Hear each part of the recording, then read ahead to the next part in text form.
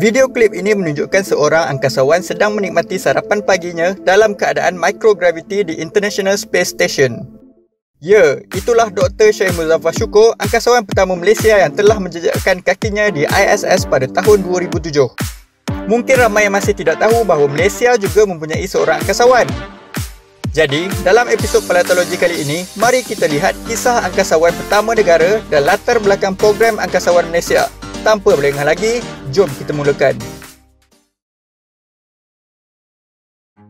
Selepas berakhirnya perlumbaan angkasa pada tahun 1975, US, Rusia dan beberapa agensi angkasa lain telah bekerjasama untuk menubuhkan ISS pada tahun 1998. ISS ditubuhkan sebagai makmal untuk mengkaji keadaan microgravity, angkasa lepas dan juga sebagai makmal penyelidikan dalam bidang astronomi, fizik, astrobiologi, perubatan dan sains. Sehingga tahun 2011, hanya Rusia dan US yang mempunyai kebolehan untuk menghantar angkasawan ke ISS, sama ada menggunakan Space Shuttle ataupun kapal angkasa Soyuz. Pelibatan Malaysia dalam misi ke ISS telah bermula pada tahun 2003. Malaysia telah membeli 18 buah jet pejuang jenis Sukhoi Su-30 MKM daripada Rusia untuk Angkatan Tentera Udara Malaysia. Hasil daripada transaksi tersebut, Malaysia telah ditawarkan penerbangan ke ISS oleh kerajaan Rusia menggunakan kapal angkasa Soyuz. Tun Dr. Mahathir yang merupakan Perdana Menteri Malaysia ketika itu telah menerima tawaran tersebut dan sejak daripada itu bermulalah program angkasawan. Tujuan utama program angkasawan ialah untuk mendedahkan generasi muda Malaysia kepada bidang sains dan teknologi dalam usaha untuk membawa negara ke peringkat seterusnya. Program tersebut telah dikendalikan oleh Kementerian Sains, Teknologi dan Inovasi mesti dengan kerjasama Agensi Angkasa Negara, Angkasa. Sedikit latar belakang tentang Agensi Angkasa Negara. Ditubuhkan pada tahun 2002, Angkasa bertanggungjawab untuk membangunkan teknologi dan sains angkasa serta membawa kesedaran tentang benefit angkasa lepas kepada orang ramai.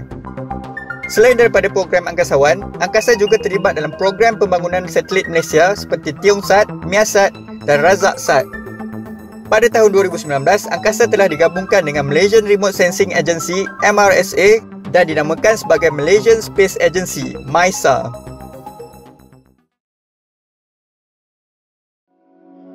Proses pemilihan angkasawan telah dibuka kepada seluruh rakyat Malaysia pada tahun 2003. Sebanyak 11,000 permohonan telah diterima.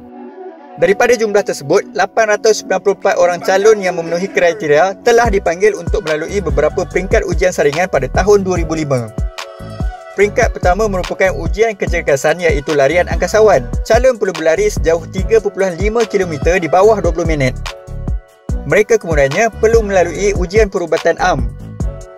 Hanya 59 orang calon telah terpilih untuk ke tahap kedua di mana mereka melalui ujian perubatan aero angkasa 1 yang lebih komprehensif.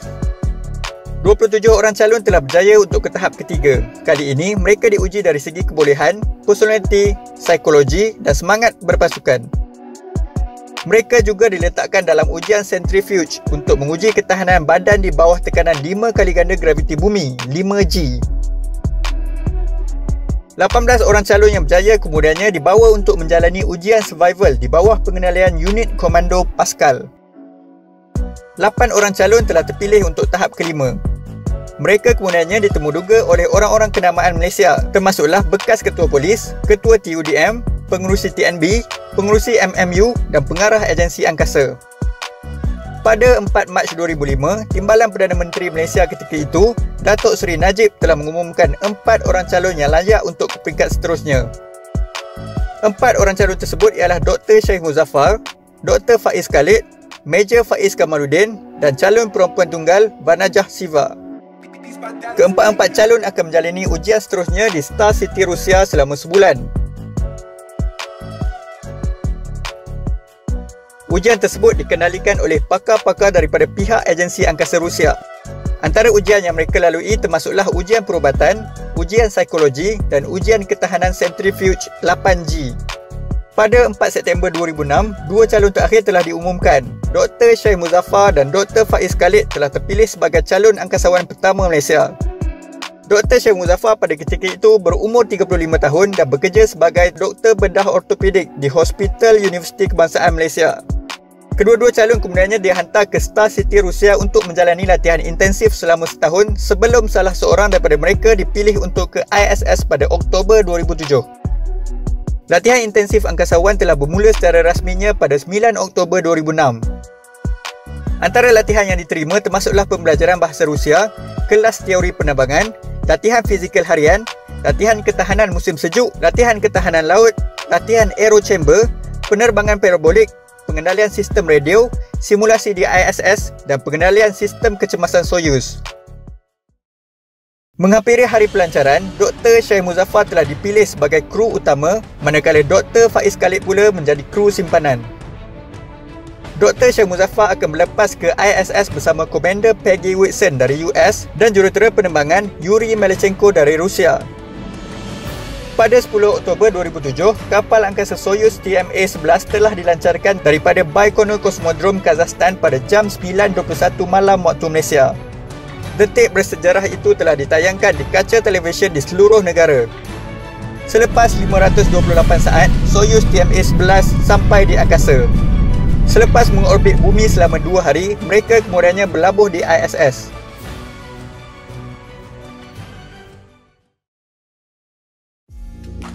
Semasa di ISS, Dr. Syed Muzaffar telah menjalankan eksperimen saintifik daripada Malaysia dan juga menjalankan tugasan daripada Agensi Angkasa Eropah ESA dan Agensi Angkasa Jepun JAXA.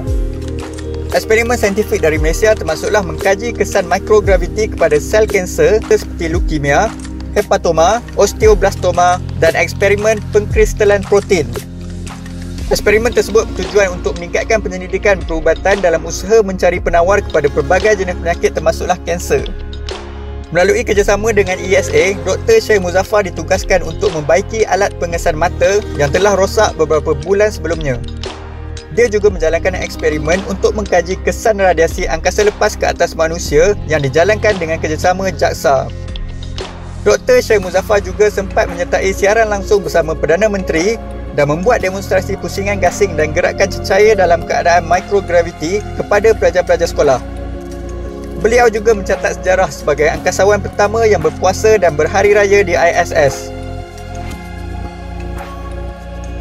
Selepas 10 hari di ISS, Dr. Syed Muzaffar, Komander Oleg Kotov dan jurutera penerbangan Fyodor Yurichkin berlepas ke bumi menaiki kapal angkasa Soyuz TMA-10 pada 21 Oktober 2007. Semasa proses pendaratan, telah berlaku kegagalan kepada salah satu kabel di dalam panel instrumen Soyuz. Kegagalan tersebut telah mengaktifkan sistem pendaratan kecemasan automatik ataupun ballistic re-entry. Hasil daripada pendaratan kecemasan itu, kesemua kru kapal telah mengalami tekanan setinggi 9G. Pendaratan TMA-10 juga tersasar sejauh 340 km daripada tempat asal pendaratan. Walau bagaimanapun, kesemua kru selamat mendarat tanpa sebarang kecederaan. Hasil eksperimen saintifik yang dijalankan oleh Dr. Syed Muzaffar telah diterbitkan dalam jurnal antarabangsa. Dianggarkan, perbelanjaan untuk menghantar angkasawan ke ISS memakan kos sebanyak 105 juta ringgit. Walau bagaimanapun, kos ini telah ditanggung sepenuhnya oleh kerajaan Rusia. Terdapat juga pertikaian kepada gelaran Dr. Syed Muzaffar sebagai angkasawan. Ramai yang menganggap beliau hanyalah seorang pelancong angkasa dan bukanlah angkasawan sebenar. Walau bagaimanapun, angkasawan veteran NASA Robert Gibson telah berkongsi pendapat bahawa Dr. Syed Muzaffar adalah lebih berkelayakan untuk digelar sebagai seorang angkasawan. Itulah dia kisah angkasawan pertama Malaysia. Sehingga kini, Dr. Syed Muzaffar masih lagi menjadi duta dan inspirasi negara dalam bidang sains dan teknologi. Malah, beliau juga telah diundi sebagai lelaki yang paling dikagumi di Malaysia pada bulan September 2020. Kalau korang enjoy dengan video ini, pastikan korang tekan butang like dan subscribe kepada Paleontologi sekarang. Jumpa anda dalam video seterusnya. Selamat Tahun Baru. Bye.